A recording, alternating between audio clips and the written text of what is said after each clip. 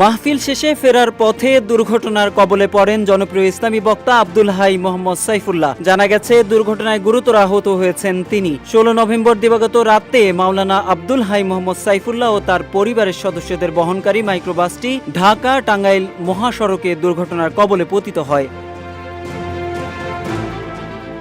এদিকে দুর্ঘটনায় তিনি ও তার পরিবারের সদস্যরা আহত হন। দুর্ঘটনার পর টাঙ্গাইলে প্রাথমিক চিকিৎসা শেষে তাদেরকে উন্নত চিকিৎসার জন্য ঢাকায় পাঠানো হয়েছে। 17 নভেম্বর রবিবার মাওলানা আব্দুল হাই সাইফুল্লাহর ভেরিফাইড ফেসবুক পেজে এক পোস্টের মাধ্যমে দুর্ঘটনার বিষয়টি নিশ্চিত করা হয়েছে। এতে বলা হয়, টাঙ্গাইলের যমুনা সেতুর এক্সপ্রেস ওয়েতে একটি ট্রাক পিছন থেকে তাদের বহনকারী গাড়িটিতে ধাক্কা দেয়। এতে গাড়িটির সামনে ও পেছনের অংশ দুমড়ে মুচড়ে যায়।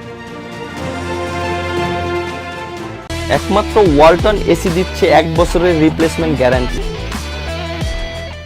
জানা গেছে দুর্ঘটনায় আব্দুল হাই মোহাম্মদ সাইফুল্লাহ বুকে, চোখে এবং পিঠে আঘাত পেয়েছেন। চোখের উন্নত চিকিৎসার জন্য ব্যবস্থা নেওয়া হচ্ছে, তবে তিনি এখন আশঙ্কামুক্ত আছেন। ফেসবুক পোস্টটিতে দুর্ঘটনায় আহত সাইফুল্লাহ এবং মাইক্রোবাসটির বেশ কয়েকটি ছবিও পোস্ট করা হয়। কুষ্টিয়া ইসলামী বিশ্ববিদ্যালয় থেকে আল হাদিস বিভাগ থেকে অনার্স ও মাস্টার্স সম্পন্ন করেছেন মোহাম্মদ সাইফুল্লাহ। পরে তিনি বিশ্ববিদ্যালয়টি থেকে এমফিল ডিগ্রি অর্জন করেন। বর্তমানে তিনি সেখানে পিএইচডি গবেষণারত অবস্থায় আছেন।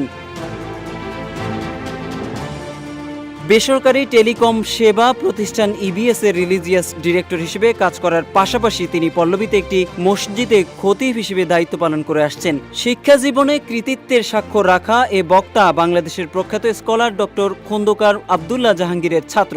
ইসলামী আলোচনার পাশাপাশি আব্দুল হাই মোহাম্মদ সাইফুল্লাহ বেশ কিছু জনপ্রিয় ইসলামী বইয়ের লেখক হিসেবেও বেশ সমাদৃত। মোহাম্মদ সাইফুল ইসলাম, ইত্তেফাক।